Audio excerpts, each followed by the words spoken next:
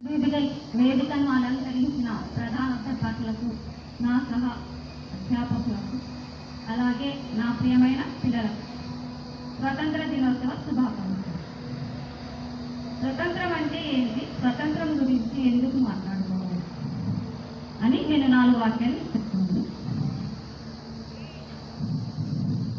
మన భారతదేశం చాలా గొప్పది. అందులో ఎంతో గొప్ప పుణ్యపురుషులు, యోధులు, వీరులు ఎంతో మంది పుట్టిన దేశం మన భారతదేశం.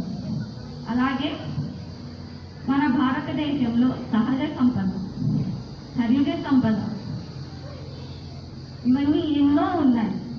ఇలాంటి మన దేశం పైన బ్రిటిష్ వారు అంటే తెల్లదొరలు కన్ను వేసి మన దేశానికి వచ్చారు. ఎందుకు వచ్చారంటే వారు ఇక్కడ వ్యాపారం కోసం వచ్చారు. వారి దుస్తులు, అక్కడ ఉన్న దుస్తులు, వస్తువులను తెచ్చి ఇక్కడ భారతదేశంలోని ప్రజలకు వాటిని చూపించి, అలాగే రాజులకు కూడా ఆకర్షించుకొని ఇక్కడ తిష్ట వేశారు. అలా తిష్ట వేసిన వాళ్ళు మన భారతదేశ ప్రజలకు ఎన్నో కష్టాలను, అలాగే ఎన్నో చిత్రహింసలు చేశారు. మన దేశం నుండి చాలా విలువైన వస్తువులను, అలాగే మణిమాణిక్యాలు ఇవన్నీ దోచుకు వెళ్ళిపోయారు. వారి దేశానికి తరలించుకున్నారు.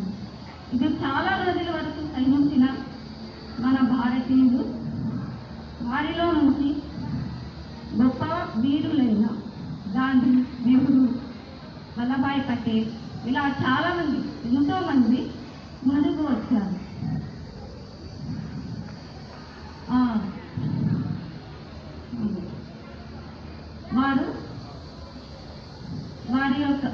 వారి యొక్క సాహసంతో ఉపన్యాసాలను, తిరుగుబాటని ఉపన్యాసాలని, ఆ ఉద్యమాలని ఇలా ఎన్నో చేసి మనకు స్వతంత్రాన్ని తెచ్చిపెట్టారు.